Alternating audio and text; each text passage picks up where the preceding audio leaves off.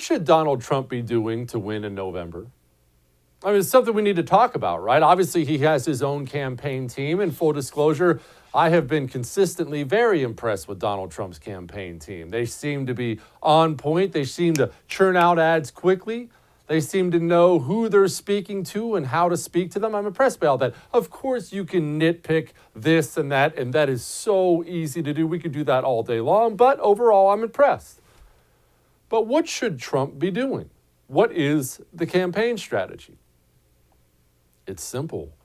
Donald Trump, more than ever, maybe more than ever in the history of Republican politics, needs to make sure he is contrasting himself with the Democrats. You cannot be a little bit of Democrat in this election and expect to inspire your people to come out. We know Democrats hate Donald Trump enough to vote. We also know they don't really care about Joe Biden enough to go out and mob the polls for him, but they hate Donald Trump enough to vote. What you have right now in this country is a sea of Republicans, many even Trump-supporting Republicans, who are very, very, very uneasy or in some cases flat out furious with what they've seen from Donald Trump over the last few months. Coming out being pro-lockdown before he was anti-lockdown. Remember, that was Donald Trump and his advisors who started that train.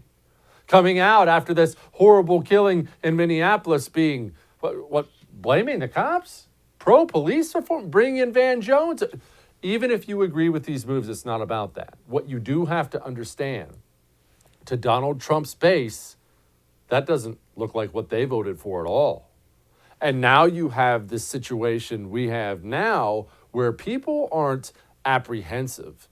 People are flat out mortified at what they're seeing happening to American society.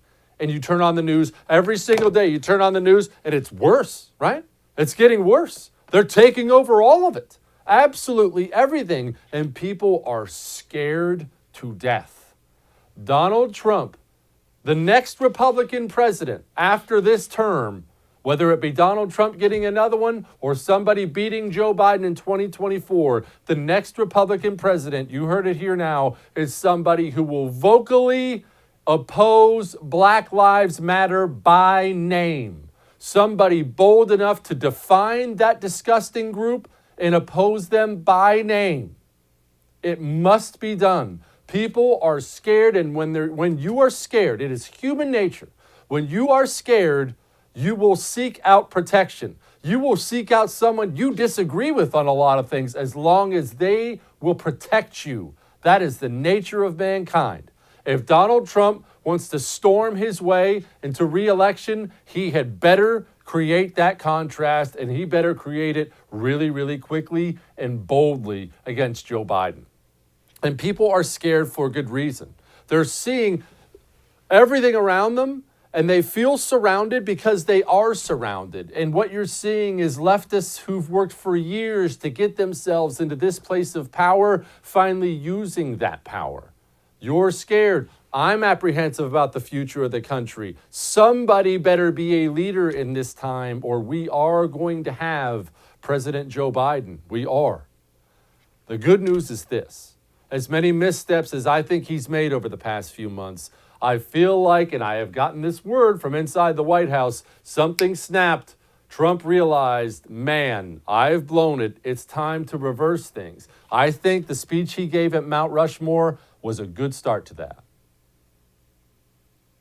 As we meet here tonight, there is a growing danger that threatens every blessing our ancestors fought so hard for, struggled, they bled to secure. Our nation is witnessing a merciless campaign to wipe out our history, defame our heroes, erase our values, and indoctrinate our children.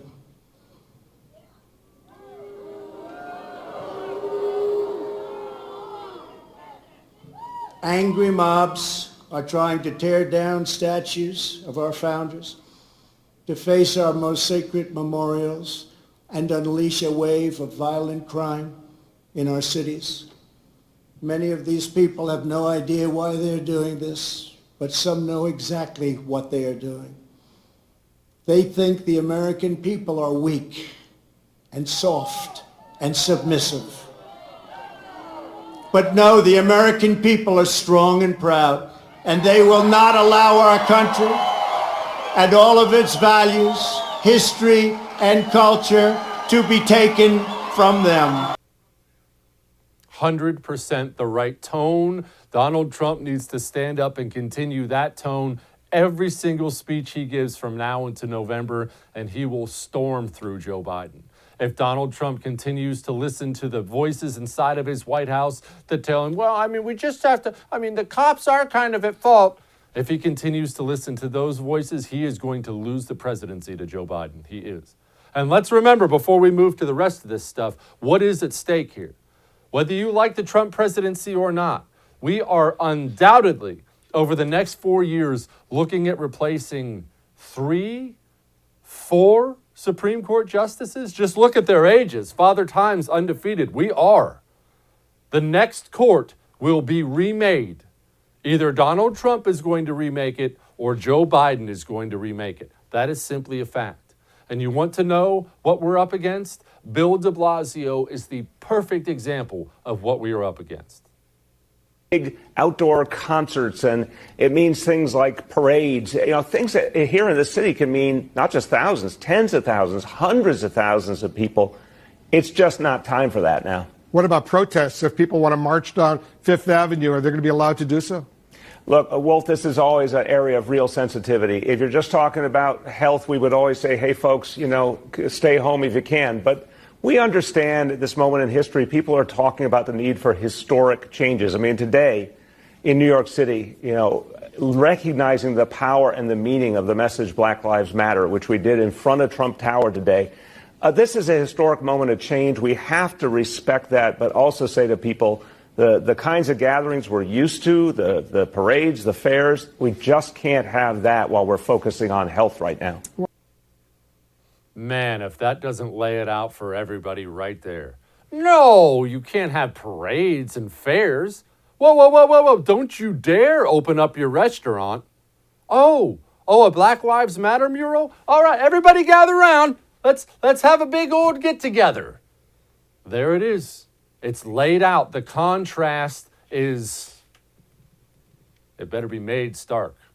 Now, Bernie has come along with Joe Biden. Why do you think Bernie Sanders would come right along with Joe Biden? I think it's because Bernie Sanders knows Joe Biden is going to be yanked way further left than even Joe Biden ever was. And these folks, needless to say, people who represented the progressive movement had a different perspective on things than did Biden's people. But there was serious discussion and I think a real honest effort to come up with a compromise. And I think the compromise that they came up with, if implemented, will make Biden the most progressive president since FDR. It did not have, needless to say, everything that I wanted, didn't have everything that Biden wanted. That's the thing. The leadership of the Democrat Party right now, they're so old. And yes, I'm talking about physically, to be as insulting as humanly possible. Nancy Pelosi, Joe Biden, these people are so old and feeble, they simply lack the strength anymore to fight off the leftist hordes who are now pushing their party further and further to the left. You saw Nancy Pelosi. That's not as if I'm some kind of Nancy Pelosi fan, and I'm not going to play it for you here. But you saw Nancy Pelosi when they asked her about the statues coming down, the open destruction of American history. And Nancy Pelosi flat out said, "Oh, I don't care about that." Do you realize how radical of a position that is for the Speaker of the House of Representatives? It's not hyperbole to say, at no other point in the history of the United States of America would either party, any party, have a Speaker of the House that refused to speak out against destroying the history of America. And now, Nancy Pelosi is so weak, so held hostage by the absolute radicals in her base, she doesn't even have an option. She just has to sit up there with, I don't really care. That's where we are. And you think Joe Biden has that kind of strength? Who's Joe Biden's chief of staff if he gets elected? Who's his national security advisor?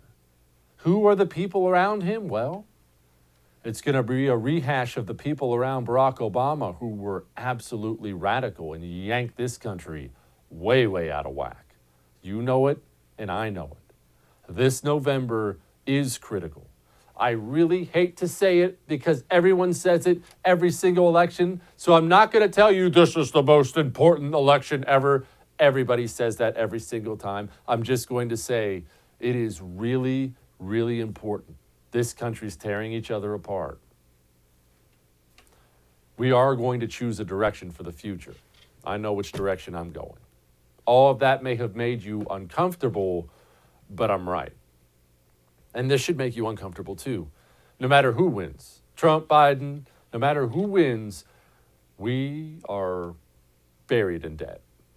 We have a $4 or $5 trillion deficit this year alone. And did you know what they're talking about right now in D.C. may make next year's even worse? Again, Republican or Democrat. Nobody's even pretending to want to slow down this out-of-control spending. They're printing money like it's going out of style. They're holding interest rates artificially low. You do know how that story ends, right? That story only ends one way and has ever only ended one way. And that's you and I shoveling wheelbarrows full of money into the fireplace, lighting it on fire because that's what it's worth now. Find out about a precious metals IRA. Your 401k, your IRA does not have to be in risky stocks and bonds. You can legally move it to a precious metals IRA from Birch Gold. Birch Gold has an A+ rating with the Better Business Bureau. Go to birchgold.com/Jesse. That's birchgold.com/Jesse. Just go get some free information. That's all I'm asking. We'll be back.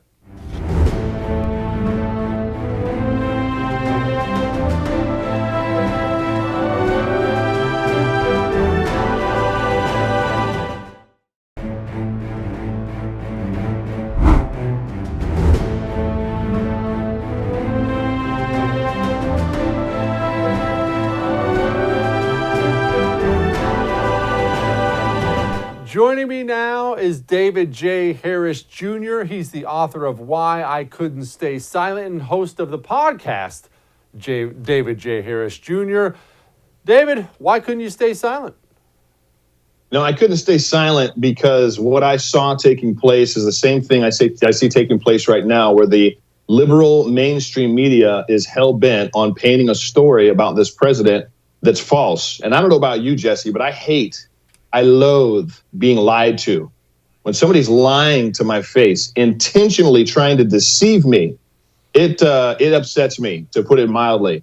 So when I saw that taking place, everything that's taking place right now, when I saw the bent on the liberal mainstream media attacking our president, and when I saw what I believe the president was doing to actually win over not just the black community, but I think America's, our hearts, based on what he wants to do and is doing for our country, I had to write this book. I had to get it out from my perspective as a Christian, as an American, and obviously as a part of the member of the black community.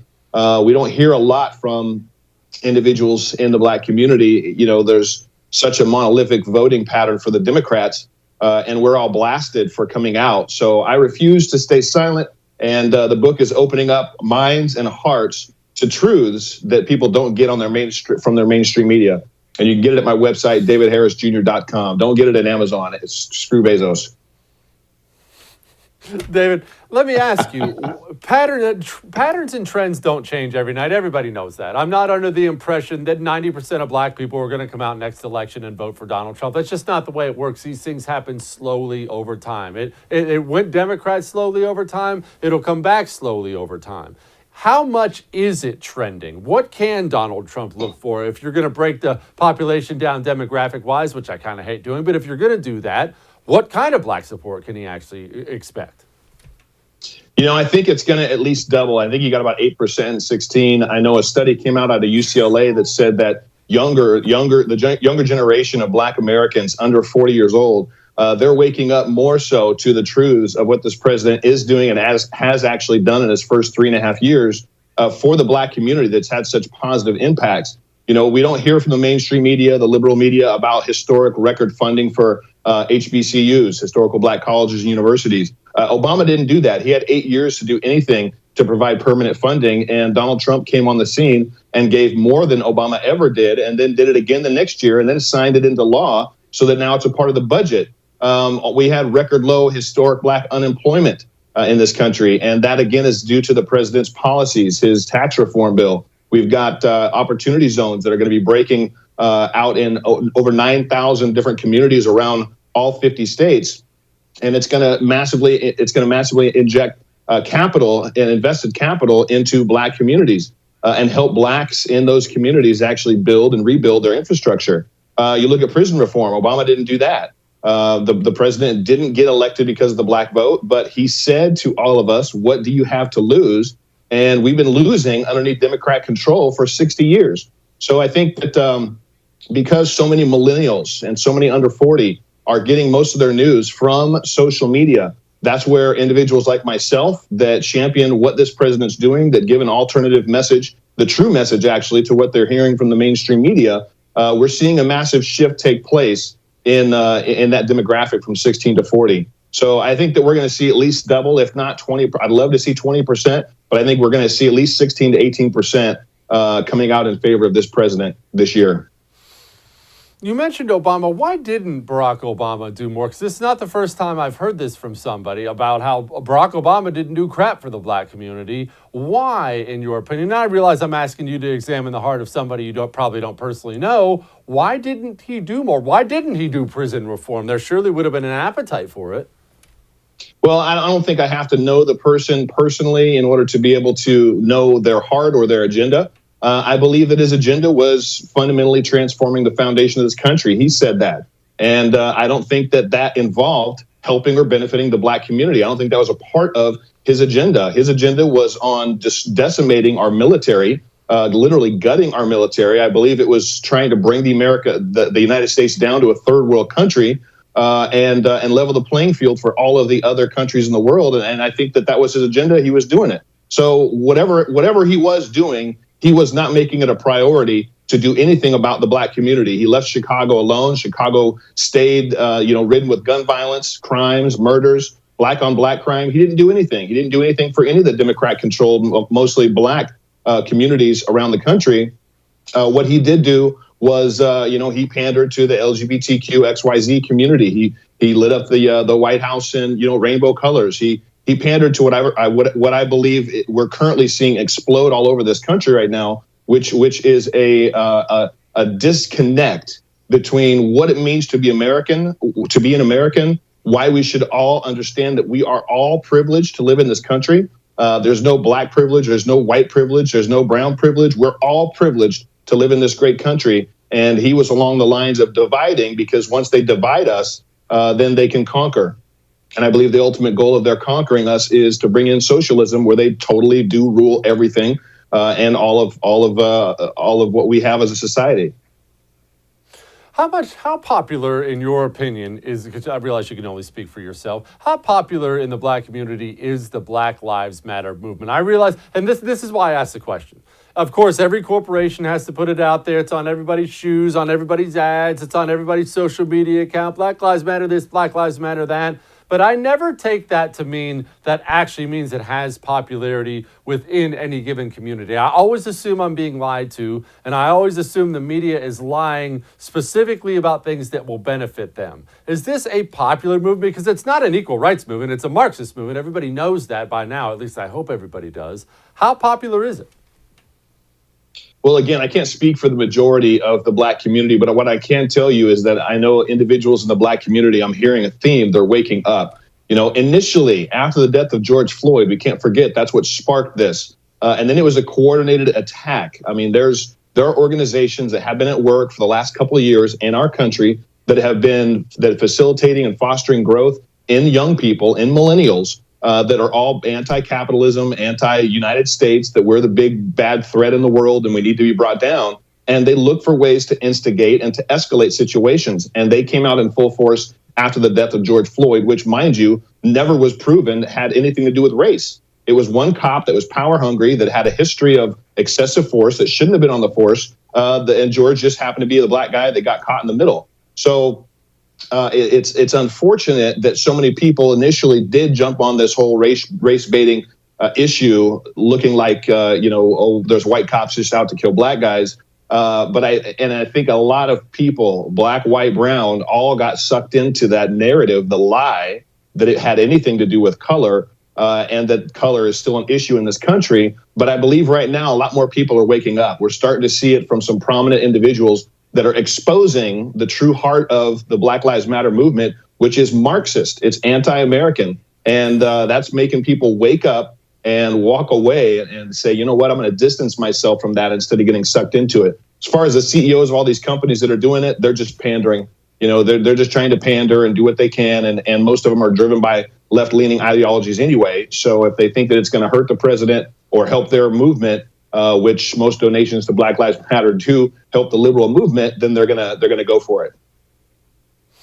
David, you could probably speak to this a lot better than I can with your background, but given everything we've seen in the past 5 weeks, I'm worried we're seeing a massive regression in race relations in the country on both sides. I feel like there's going to be tension between the skin colors that never existed before, and now it's going to exist. Am I wrong? I don't think you're wrong at all, Jesse, and it's a pretty sad thing to acknowledge and to understand is taking place. Because, I see videos all the time of white people that are being beat up for no reason, being ganged up on by black people. It's like, why are people afraid of somebody based on their skin color? Because they see a whole lot of people in that skin color acting riotous, acting crazy. I personally had an experience where I met a gentleman that was a friend of mine's uncle, and I stayed with my friend. This is back when I was in high school, and he didn't say a word to me the whole weekend. And then later, my friend told me, he said, my uncle, he actually used to be racist, and so he didn't really want to talk to you, but he watched you, and he saw how cordial you were, he saw how polite you were, and he said, you know what? He said, I'm going to change my tune. What happened was he'd gotten jumped by a group of black guys in college, and he just wrote us all off. He said, they're all crazy. So the unfortunate thing is now there's a whole lot of black people out there that are acting crazy for no reason. And there's a whole lot of white people that are saying, if that's how they are, I don't want to have anything to do with them. So hopefully individuals like myself can be a voice to say, hey, they don't reflect all of us. We don't all operate from a mindless perspective to just create chaos. I'm on everybody's side that's on the side of hope, on the side of truth, on the side of faith, and on the side of loving our neighbor as ourselves. And patriots come in all shapes, sizes, colors, backgrounds, creeds. And that is what I believe is going to unite us moving forward. And they wear all black sometimes. David Harris Jr., thank you, my friend. I appreciate you. Absolutely, Jesse. Anytime, brother. Thank you. Be good, man. All right. You have to understand, criminals out there, they aren't just holding a gun in a bank with a mask on. Criminals exist online now. And it took me a long time to wrap my mind around this because, look, I'm getting older. There wasn't a cyber crime when I was a kid. Now, these guys, they never leave mom's basement and they are ripping people off for a ton of money. Home title lock theft, that's the big boy out there right now. That's the one the FBI is worried about. It's not identity theft or credit card theft. This home title theft thing is sweeping the nation because it's so easy for them. Unless you have home title lock, it takes them 10 minutes to get a hold of your home title online, get your signature on it, and then they go take out a loan against it. You get the bill. The first time you even find out about it is when you get a late notice in the mail. Just go get HometitleLock.com. Please protect yourself. Don't get wiped out by some scumbag stealing your home title. HometitleLock.com. Use the code Jesse. Get you 30 free days. We'll be back.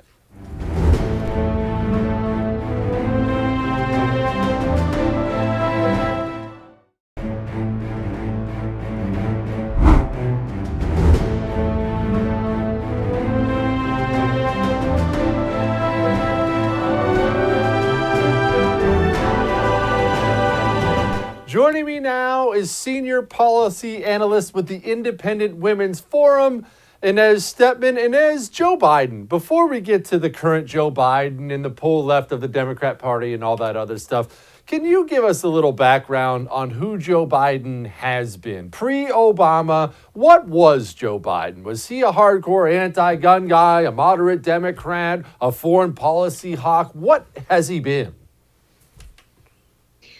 I mean, it's hard to say because he's been on both sides of a lot of issues over the years. But I would characterize him as sort of an establishment Democrat. And as the establishment of the party has gotten less and less moderate, so has Joe Biden. Right. So for example, he did take the lead on the 1994 crime bill that it's very fashionable to hate on these days. These are sort of positions that were very firmly in the Democratic establishment in, say, in 1994, but are no longer today. And I think he will follow wherever the center of gravity of the party is, which today I think is with the rioters, with people pulling down statues of George Washington. I think that's where the center of gravity in the party is, and Joe Biden will follow.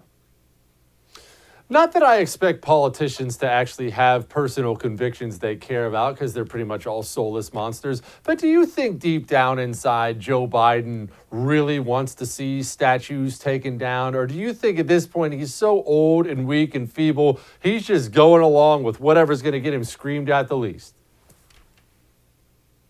No, if I had to guess, I mean, obviously we don't know what's in Joe Biden's heart, but if I had to guess, no, I don't think that he... there's probably a little part of him inside that's horrified seeing statues of George Washington and Thomas Jefferson get toppled.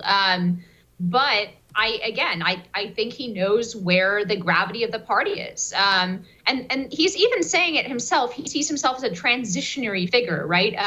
Between the Democratic Party that he was, a part of for so many years and the Democratic Party that we're seeing develop right now on the streets. And I think that's actually a fairly accurate way of thinking about Joe Biden, except that I don't think that, for example, a Joe Biden presidency is going to calm things down. I think that a Joe Biden presidency will give this far left movement a seat in the White House that is probably going to be more vigorous in pushing Joe Biden to the left than any of his own personal convictions are going to be pulling him to the center. Do we know, and I don't know if anyone knows the answer to this question, do we know who's behind Joe Biden? What people or person is standing behind Joe Biden, helping guide him along? And I ask this because I think we can all safely assume he's going to need some help if he does get elected to the White House. Who is this person?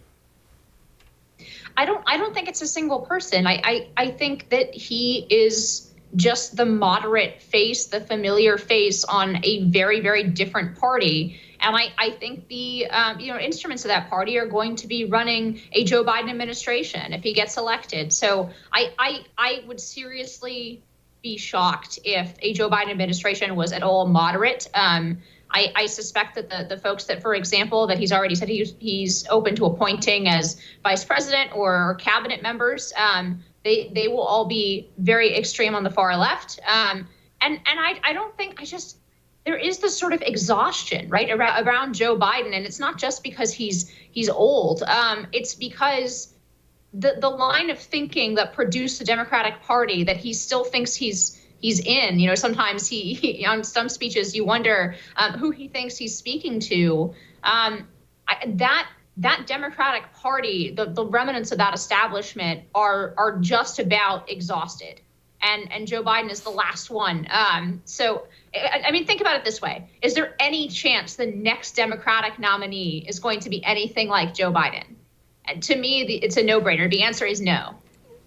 Well, let me push back on you on that, though. I would have said that this time. I saw that field of lunatics they had this time, and I absolutely thought Joe Biden was out. I mean, he got in, he was way ahead, and all he did was lose ground the whole time until everybody got out and kissed Joe Biden's feet. So are you and I, because I make this mistake too, are we making believe that the Democrat Party is actually further left than they are? I would have said this time that guy had no chance.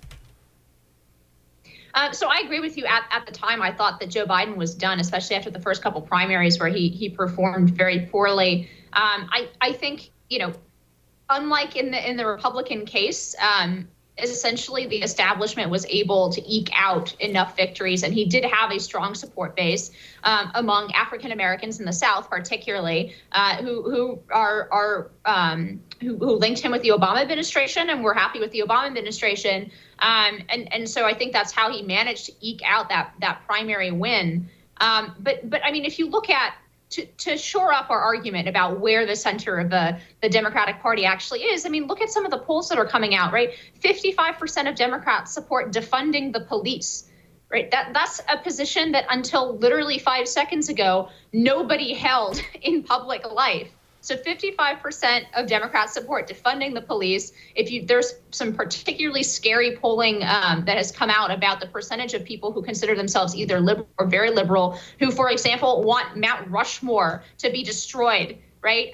These are extremely radical positions, and they are garnering something like, 40, 50, 60% of Democratic Party voters. So that tells me that the base of the party is very far left. I actually think the story is not going to be how far left the Democratic Party base has moved, but in which direction left. So I think the fight in the base will be between the Bernie Sanders hardcore socialists, who are all obsessed with class and class division, and then the woke racialists, who are obsessed with differences on the basis of race. And I think eventually they'll have a very happy, for them and not for the rest of us, marriage together in people like AOC, who are both socialist and super, super woke on racial issues.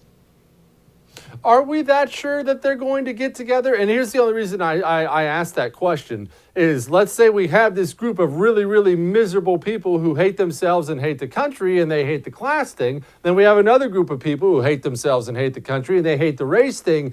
Those two groups of miserable people don't necessarily sound to me like people who are going to find each other and just be a match made in heaven. Miserable people are always miserable, are they not? I think that they will eventually, these two strands, and this is a debate I've heard both on the right and then on the left, with figures like Crystal Ball, for example, a lot of Bernie supporters that listen to her show, and they think that essentially the Democratic Party is shooting itself in the electoral foot by moving away from class issues and towards a lot of this super woke stuff. But that's my prediction. It's been my prediction for years. I do think they're going to eventually intertwine into a single strand of the left, right?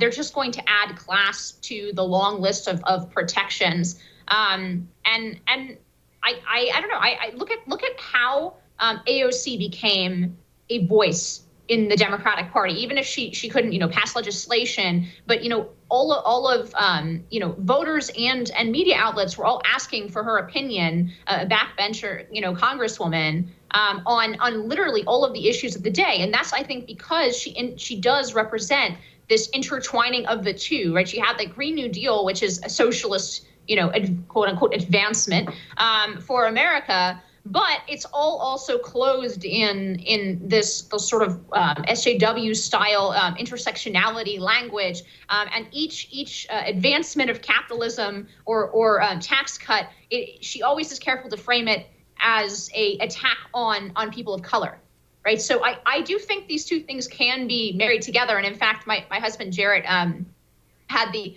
unenviable, just about a year ago, almost exactly a year ago, the unenviable job of going to go cover the Democratic Socialist Alliance conference last year, which of course they held over 4th of July weekend because they hate the 4th of July. And that's exactly my point.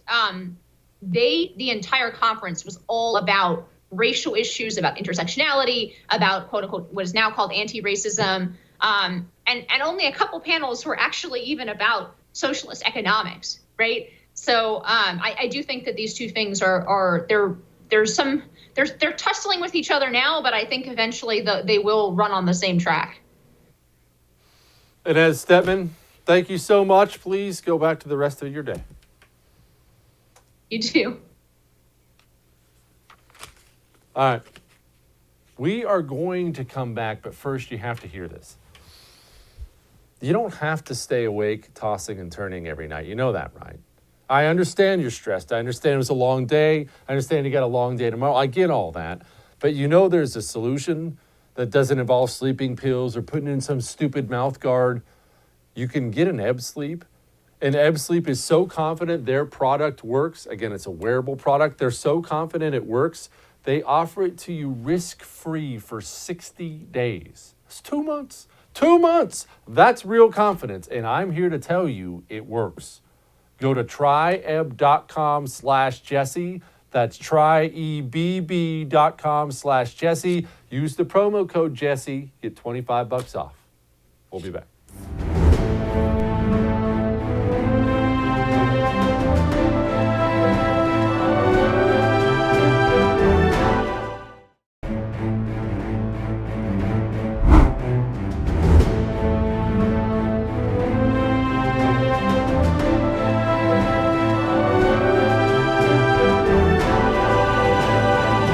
Joining me now, host of This Is My Show with Drew Berquist. Drew, you're still alive. You got the sniffles recently, huh?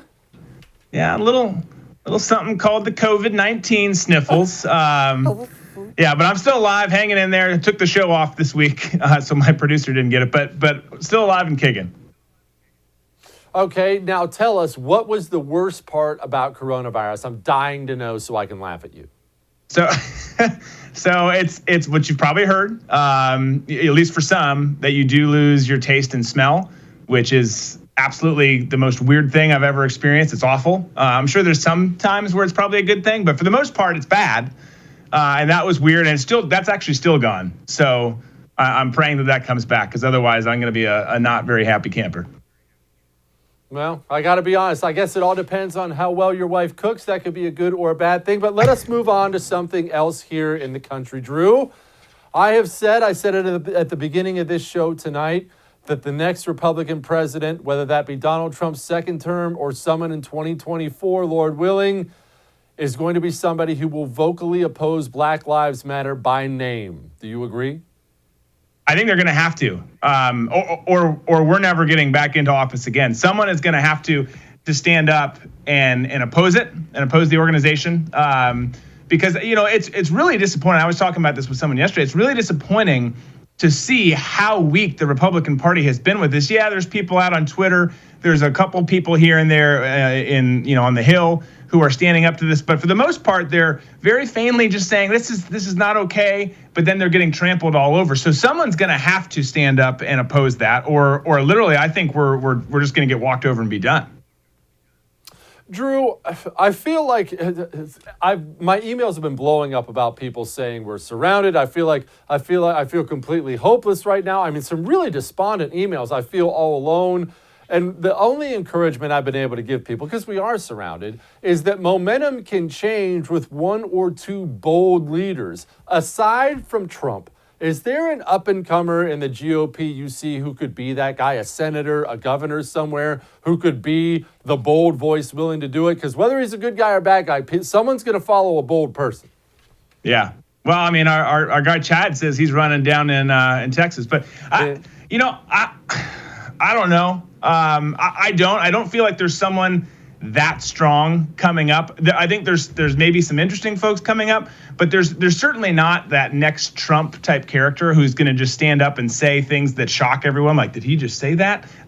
You can't, So I don't feel like there is someone. Now, granted, I'm hoping that there in fact is. I just am not aware of who that person is, and I don't see that level of character and leadership that's willing to go against the mob and stand up in front. Sure, you and I have talked about DeSantis. There's some other people who are interesting, but I don't know that anyone has the sizzle that Trump does. Well, I have a lot of sizzle, Drew. I just don't have any character. Could I run? Yeah, I mean, I've told you before, I think you should. How could you vote against you? And I know that you'll say exactly what you're thinking, which is what America needs. Jesse 2020, 2024. There's no question about that. All right. Conditions on the ground in Florida. This is kind of an inside baseball thing, but I heard something yesterday. We know the GOP convention is going to be there. It's going to be there in August. People are talking about potentially moving it to an outdoor stadium in Florida in August, which absolutely made my jaw drop open. Am I crazy though, Drew? Is this a good idea somehow? It's a horrible idea. It's, we've seen, and I'm right here in Jacksonville where it's going to happen. We've seen people starting to kowtow a little bit. And yes, there's been spikes, but of course there's spikes because there's more testing. We're all aware of how that works. So Jacksonville is pretty bold. Jacksonville is a red city. But there has been some caving on all that stuff. There's been, even the Jaguars today, who no one goes to their games anyways, but they're going to reduce the amount of fans that are allowed in there. So you're seeing it across the board here in Jacksonville. It's just kind of happening. But that was the first thing I saw when I read that this morning, is that it might go outside and that they were going to bring in some state-of-the-art fans and cooling systems. Folks, in Jacksonville, Florida, in August, it is not only going to be in the 90s, if not 100, but it's going to have 100% humidity. So, here's the good news: is I know that the mouth-breathing Antifa folks, it's going to be too hot for them. They will melt. It's not the kind of environment you want to come protest in. But for the folks who actually want to be there, there's no way on earth I'm going to that, even if I'm invited and given the most exclusive seat, because that is going to be awful. Oh, and the amount of sweating. Can you imagine how it would smell? I wouldn't go to that unless I got coronavirus, because then I wouldn't be able to smell anything. Exactly. Yeah. No, I mean, you're going to have, Trump giving his speech, everyone else who's introducing him giving their speeches, literally pouring down. They're going to have to wear 3 undershirts. I'm not a big fan of undergarments, but they're going to have to wear 3 undershirts just to have it not be like a wet T-shirt contest up there on the stage.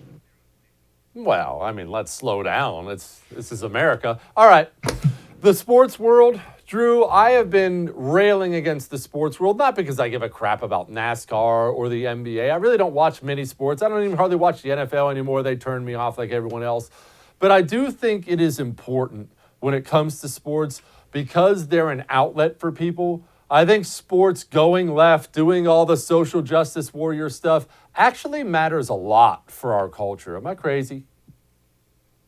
No, it does, because to your point, it's traditionally, it has changed obviously since the last several years and particularly this year, but it has always been that outlet of where people can get away, whether you're left, right, the 2 people in the center. I can go and turn on this game and just check out for a few hours. Or if it's Saturday or Sunday, hopefully you're checking out for 10 to 12 hours, because that's what you do on the weekends. But they've capitulated so much. It's so disappointing to see. And it's so disappointing to see, again, for something that's got such a look. I've got it right now.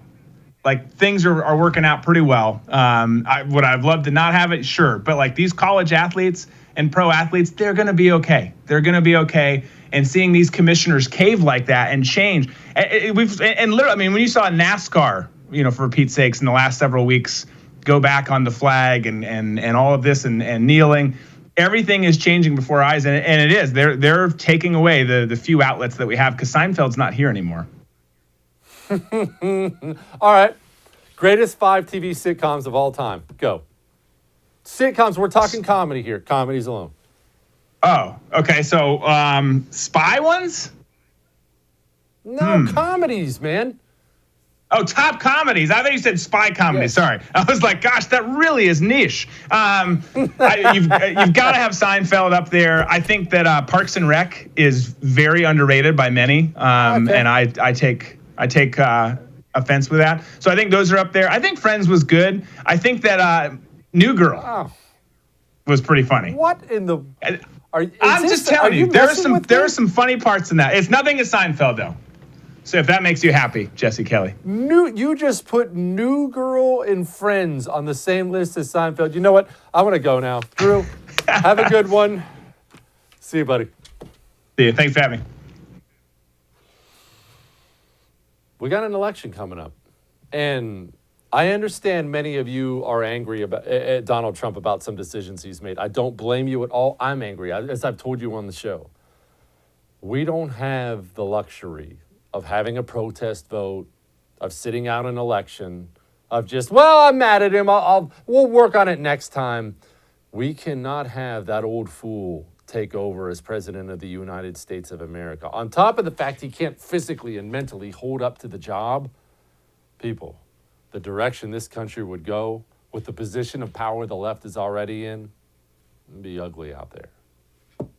Get your Trump bumper stickers. Call your local precinct, figure out what you can do to win the next election. All right? We're going to do it again. See ya.